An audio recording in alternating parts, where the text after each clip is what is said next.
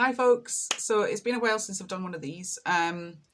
Lots of things going on, lots of things shifting, changing. I know you guys have all felt it yourselves. All sorts of different things going on. But the reason why I've hopped on is hoping to do more of these and get things more set up where it's more fluid and runs a lot easier. Still keeping it as raw as I possibly can, not polishing things up. What you see is what you get. That's it, really simple. But I'm recording this on the 6th of September. Now, I've watched a couple of videos. One was with Rainer Fulmich, I think it was Jason Ashrak, and Forrest Gamble, I think it is. The guy who did Thrive, Thrive 1 and 2 with his wife. Really, really interesting stuff came out of that one. One of them was an app that is being set up at the moment, and you can get it on unified.com. Now, you spell unified, UNIFYD.com. Very similar to Facebook, but no censorship and no advertising, and basically how Facebook should be. But some of the things I don't agree with everything that they said in that video. But it's because it hasn't gone far enough. But you guys are further on than most people, and if you're not, that's okay. That's cool. Wherever you're up to, that's absolutely fine. But what was really interesting was that they recognise that the whole judicial system is corrupted, and how those things go. And what cropped into my mind, I don't know whether any of you remember that a while ago people were posting up these huge big detention camps and prison camps that were being built and things like that. And it suddenly struck me, and I don't know why I hadn't thought about it before, but what if, and I can't help but laugh about this, what if the scumbags who think they're at the top and have authority, right, who believe that and try to make everybody else believe it, have built these detention centres and prison camps and everything else, but it's actually them building it for themselves. So the same thing that they have tried to do to us, to create our own demise, because, not being funny, if you're still doing the electricity and gas thing, if you're still doing the TV licence thing, you're still doing the council tax thing and everything else, and I'm not saying that we can come out of it really quickly, it does take time to do these things, but if you're still doing that, you are paying for your own demise, basically, so it doesn't make sense to do that. But we've got to come out with it without any violence. We've got to come out with it with our heads held high and knowing that we've done it the right way. That's a key factor. And we have to come from a place of what you might call expansion. Some people will call it love, but it's more sort of expansion. It's the thing of like transforming how that works. So what if these wonderful people have basically created because one of the things that came up in that interview was, there is going to be no politician, no doctor, no jobs worth at your local councils or your local government or the HMRC or whatever it might be, who is going to escape having to atone for what they've done. Even if they just sit there and say, well, I just did what I was told, you still are going to have to atone. One way or another, you're going to have to atone. Now, I was kind of thinking about this, and follow me on this one. If you go to prison, so say you have done something wrong, right? And if you go to prison, you spend 2 years there, right? Now, you can then say that you have atoned in some respect, i.e. 2 years of your life has been taken from you and used in a different way. So it's a transformative thing, or it should be a transformative thing. I'm not saying that it always is, and it can be in the wrong way, or what we term to be the wrong way, but that's down to choice. We all have choices. But the other thing is that if you go through things, because I was watching, or I was and reading up quite a lot about the Vietnam War, and a lot of those guys who were in there, they spent their whole lives atoning for what they did, and at the same time believing that what they did was right. Our government sent us there; it was the right thing to do. We were under attack and all this sort of thing. We can only look at it, in hindsight and say, well, that wasn't actually the case. But at the time when they were in the middle of it, they didn't know. They literally didn't know. But yet they still, for the choices that they made at the time, had to atone. And like I said, some of them had to atone for their whole lives. So what if these wonderful internment camps, wonderful prisons that they are building with the objective of it being us that goes into it, it's actually them that go into it, because we're going to have to do something with them. Not all of them. Some of them, like I said, they'll have to atone for it through the rest of their lives, this lifetime. And we all know, you know, if you've been listening to any of the videos, you know how soul facets work, and you know that that will then carry on forward. And it might not be one of us, you know, it might be one of our, you know, what you might call brothers or sisters, who are in essence, who comes to then help heal that in the future. And that's cool. That's really cool. But they've created their own demise. They've shot themselves in the foot. They've done it to themselves. How cool is that? How absolutely cool is that? You know, and yeah, a lot of people got very frightened about them. As soon as I saw them going up in the pictures and everything, I just sat there and went, we're not going in them. I couldn't tell you how I knew we weren't going into them, but I knew that we weren't going in them. We were never going to be in that position. We had too much of a memory of things that have happened in the past, and this you know, concentration camp sort of side of things has happened over and over and over again. Let's remember that the history books record it as the British first started them off. It wasn't the Germans, it was the British who first started them off. And I've no doubt that at some point, you know, way back in the past that we don't know about, that we haven't got the history of, it's happened before, you know. And it led me on to think about other things, about, you know, because one of the things in this interview they said about was setting up parallel systems. And I'm not awfully keen on that. Now, I'm not saying that we don't, you know, we shouldn't have a judiciary of some form, and that we shouldn't have a what you might call financial or an equity, and all these different things. But I don't like calling them systems, because as soon as you say it's a system, it's a mechanical thing and it's going to break down. So rather, it's a way of being. So we have these different ways of being. And that's just what I was saying about, I just don't feel as though they went quite far enough with it. So I was kind of like listening to it and I'm going, well, you know, yeah, I don't disagree. We need that sort of judicial, financial, whatever, change to occur. But we are the ones who create that change. It's not them. You know, they're going to want you to go down one route, but we can use that against them. And something that cropped up while I was listening to this interview was if you resist, it persists. So, but that doesn't mean that you don't, you know, I'm not saying to, oh, well, we've got to follow everything they say. Absolutely not. But we can mirror image it. And mirror magic is incredibly, you know, powerful, because they've been using it against us anyway. So what they're actually doing, because this is actually a reversal of a reversal, which is really, really cool. So what they've actually been doing is they're mirroring how we truly should be back to us, but with a modicum of control. Now, that's what's called black magic. So let's clear something up on this one. So magic, you know, if anybody is getting to this point and goes, Noon, I really don't want to listen, then switch off. That's fine. Miss out on the rest of it. That's absolutely fine. If you're open to it, that's great. Listen to it. Make your own mind up. But magic is predominantly determined as a transformation. That's basically all magic is. It's a transformation of self.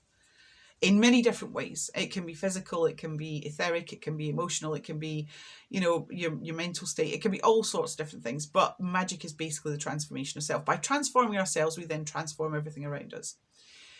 Black magic, on the other hand, is trying to manipulate others. So you're trying to create a transformation in others by manipulation. That's why it's termed black magic. Now, sometimes that is a necessary thing, and you'll all have done it, believe it or not. You'll all sit there and go, I've never done black magic, I've never touched it. No, you might not have said the spells that go with it and stuff like that, but you've still done it because you're in a situation whereby somebody's going to cause you harm. You will then manipulate the situation so that they don't cause you harm. That's then black magic. And we do that to get out of those situations. There's nothing wrong with that. We have to get out of the way of thinking that anything that has a terminology of black must be bad. It isn't, right? Black can be good. White can be bad. We have to remember that. There's good and bad in all things. So this control, this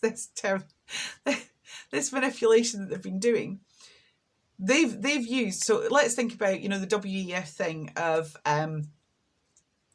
you will own nothing and be happy, right? Well, technically, they're not wrong, right? They aren't wrong. Let's think about this. Because we don't really want to own anything, right? And we know that we can be happy. What they are then doing is adding that little bit of control and manipulation and mirroring it back to us. And that's what what they hope people will fall for. When you don't, and you go, no, hang on a second, we're going back to the source. So you go back, you bounce it back off that mirror back to yourself. You go, okay, and you be honest about it. Yeah, I'm not going to own anything, but I am going to be happy.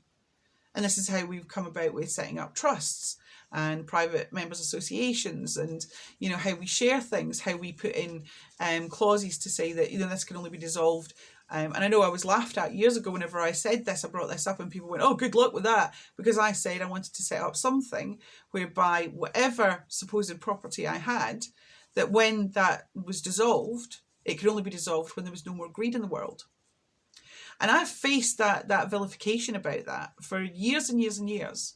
But here's the thing, whenever something sticks like that and constantly goes round and I can't get rid of it, it means that there's something in it that's right. So what if, with the companies, we, as the people across the world, say, okay, you can have a company, not a problem.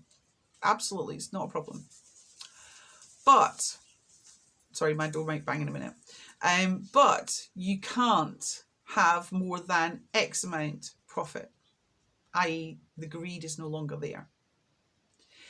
And that then filters down. Now, I don't know exactly how this would work, right? And there are people who are far better at this than I am. I wouldn't, no disrespect to economists, but I wouldn't look at economists doing that.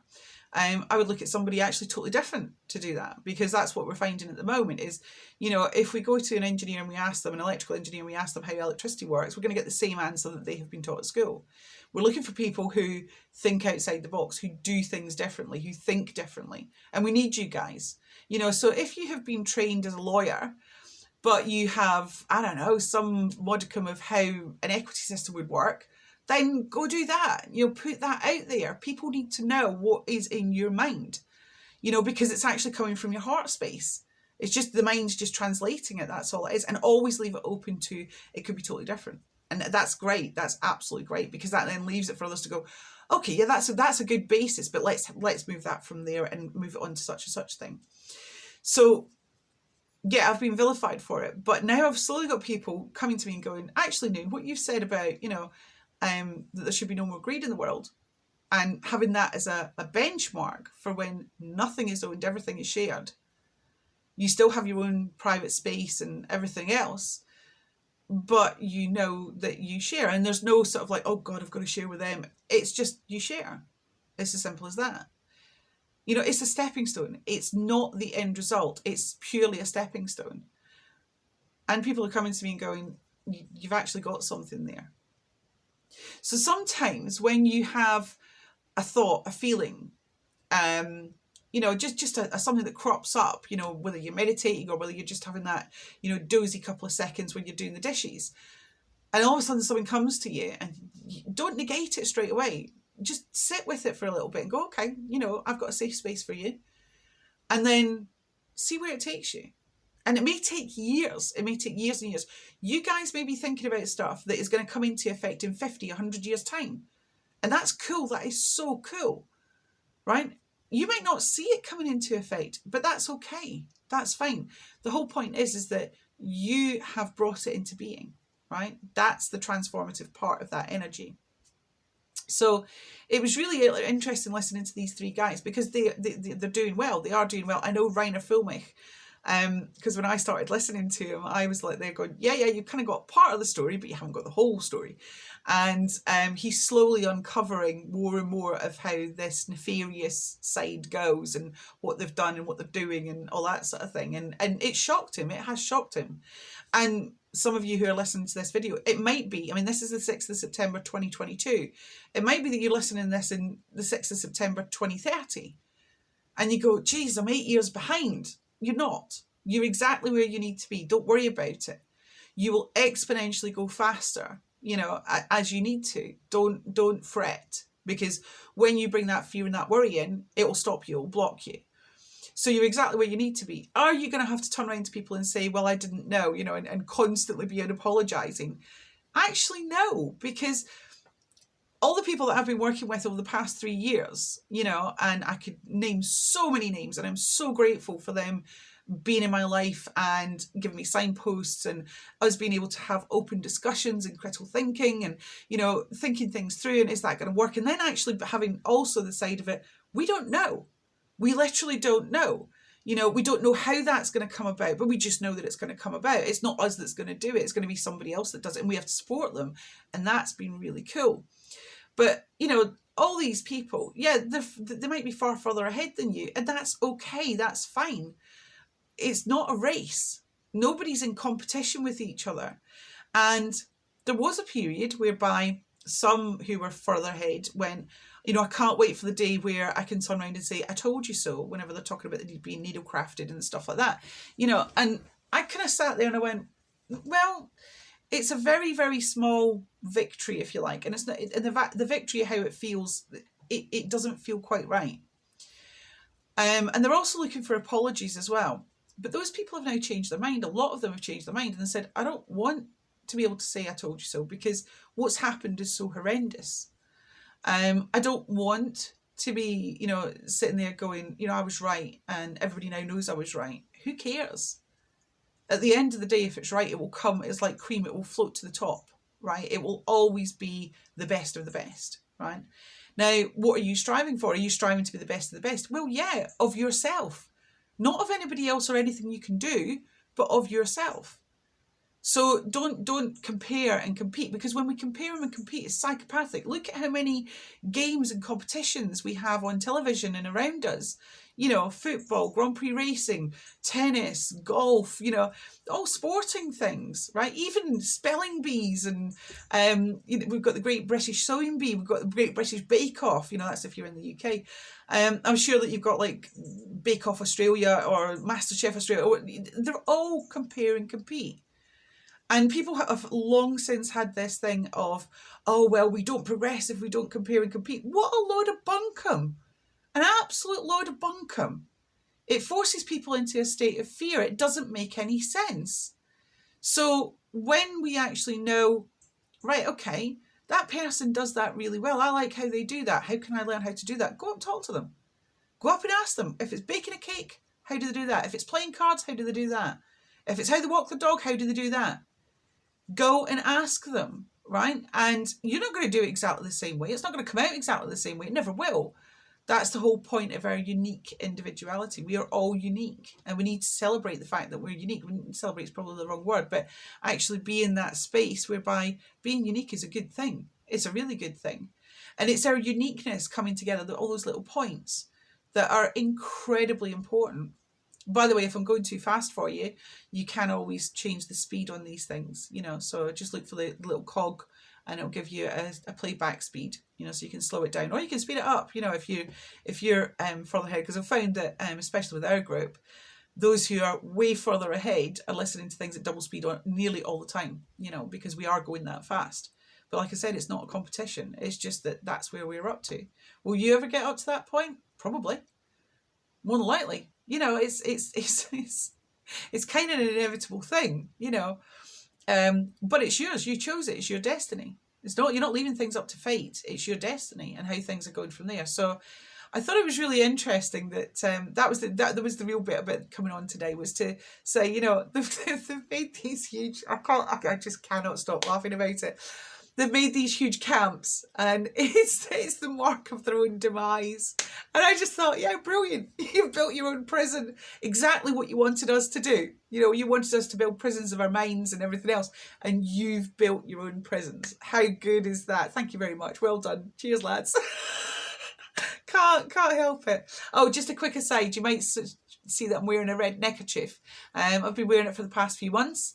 And it stands for, if you don't know, in the UK, there are, excuse me, that coming up, there are, over the continent, Holland, it started off with the Dutch farmers, it's spread, Albania, Germany, France, Italy, Spain, there's loads of things coming through now, sorry, all these different countries, parts of America, parts of Canada, they're all starting to wear the red neckerchief. The farmers are protesting in those countries, and good on them. If you're a farmer and you're in one of those countries, or even if you're a farmer, it's not in one of those countries, but you're standing up and doing something, thank you so much. because this stands for no farmers, no food. If we don't have our farmers, we don't eat. It is as simple as that. Now, I'm not saying that the farms are brilliant or perfect or anything like that. They have got to transform themselves. But things are changing. Things are transforming. And this is just one way to say, look, you can't starve us. You know, we have got people who are farmers who are standing up for us, and we're standing beside them, no matter where they are in the world. You know, in India, they haven't been paid for 3 years' yield of sugarcane, right? 3 years they have not been paid. That's you know, in economics, that is ridiculous. In equity, that's ridiculous. In contract, that's ridiculous. It should not happen, right? What are those farmers and all the people, all the labourers on the land, you know, so they're farmers as well. What are they living off of? What are they eating? How are they eating? How are they doing? You know, I would, if anybody has any information about that, please get in touch with me, absolutely, because we would really like to know. But if you want to support, this is the Dutch farmers' neckerchief. It's a traditional thing. You can wear it the way they used to wear them, and that was my family as well. They were predominantly farmers and fishermen, and it's it's a red neckerchief, the Dutch red neckerchief. You can get them on places online. You can also get them as big flags as well. Some people are wearing them around their wrists. Some people are tying them to their rear view mirrors or their wing mirrors on their cars. The UK is well behind on this one. And our farmers in the UK have got to start knowing that we are behind them. You know, it's not the farmers that are going to start this. This is us that start this, saying we're going to support our farmers. Now, if the farmers are doing things that we might question, you know, the use of herbicides, pesticides, synthetic fertilisers and things like that, and they'll come up with all sorts of things that have been told by the agriculture side of stuff, which is a science as well. They might not be right, you know, and we have to be gentle. We can't just, you know, forge and say, you must do this on your farm. You know, it is their farm predominantly, and they have to come to it bit by bit themselves. But I know from talking to a lot of the farmers around, not where I live, but where I used to live, they know something's wrong. They know things are, and do you know what? It's the farmers' wives and the farmers' daughters who have picked up on it for years, but they have felt they haven't got a voice. That nobody listens to them. You know, they know that things are wrong. They know that things can be done differently. And I'm not putting women up over men or anything like that at all. What I'm saying is that sometimes when you take a step back off not being in the middle of something, you see things far clearer. So, you know, if you want to say no farms, no farmers, no food, get one, put it up somewhere, wear it when you're out and about. People might ask you. I haven't actually had. I think I've only had 2 people ask me why I was wearing a red neckerchief, only because it clashed with the other colours I had on that day.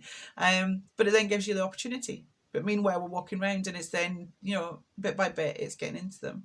That there is something going on. Those farmers, by the way, are spreading manure in government buildings. Spanish farmers have taken their milk and they've literally tipped the milk out at the front of the town hall and in front of government buildings because they're not getting paid for it. You know, they're not getting paid as much as they should be. There's no real equity in it. Do you really need the stuff in your house, or do you need food on your plate? Good food on your plate. Decent water to drink. Don't get me started on water. Right? You know, all these things, the farmers have been pushed into it. They really have. They don't need your vilification. They don't need your, well, you need to change. Yeah, they know that. A lot of them know that. But they've been pushed into it by, guess who? Government.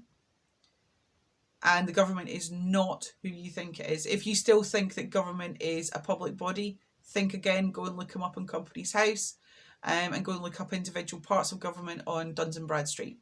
They are companies. They are not your government. So, you know, I might get taken off YouTube for this one, but hey ho, who cares? So I really don't anymore. I'm like some of you, I really don't care anymore. I'm going to speak my mind and that's it. And if something's wrong, it's wrong. And I can feel it inside me. It comes up from here. I can feel it from my heart space that when something's wrong, I will stand up against it. I'm terribly bad for standing up for myself, but I'm incredibly good at standing up for others. Because when something's wrong, it's just wrong. That's it, and it should be stopped. So enjoy your day.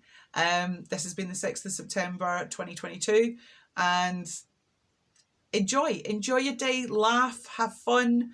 You know, do the things that you really enjoy doing, and do the next thing that crops up that you need to do, and know that you are incredibly loved and you are perfect. You're perfect the way you are.